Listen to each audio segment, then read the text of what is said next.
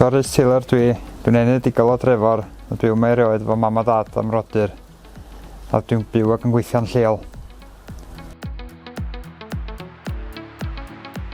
Mae cael aros yn yr ardal yn bwysig iawn i fi.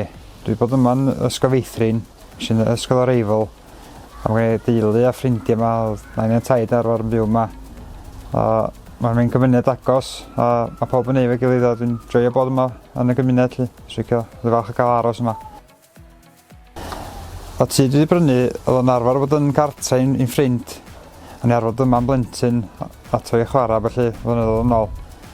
A mae'n gwerthon o'r tŷ rhyw 15 mlynedd go lew yn ôl i'r bobl. Ath i ni droi yn ail gartra gyda ryw lefydd Airbnbs yn bechod.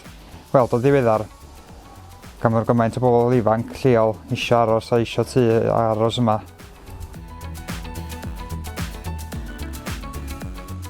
Y grant yn golygu gymaint i fi, achos nes i drio amdano fo pan brynis i'r tŷ. A ges i mwrthod, wedyn o'n i mor falch pan nath Cyngor oedd yn ôl mewn cysylltiad efo fi i ddeud fod telera di newid a fi ail drio amdano fo. A mae'n dod yn help mawr i fi gael ail wneud o ac yn symud i mewn yn gynt, neu fel arall wedi cymryd blynyddoedd i fi wneud o'n un.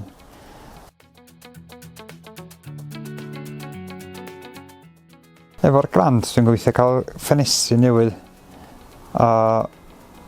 Oed ffliw fyny'r simna a gael neu lle tân. Mae hefyd angen boiler, mae eisiau radiators newydd.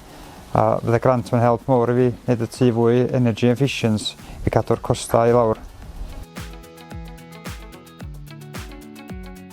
So argymell rhywun i drio am y grant sydd yn yr un sefyllfa fi. Mae werth gael o a cysylltu'r Cyngor a gweld be fydden nhw'n wneud efo chi.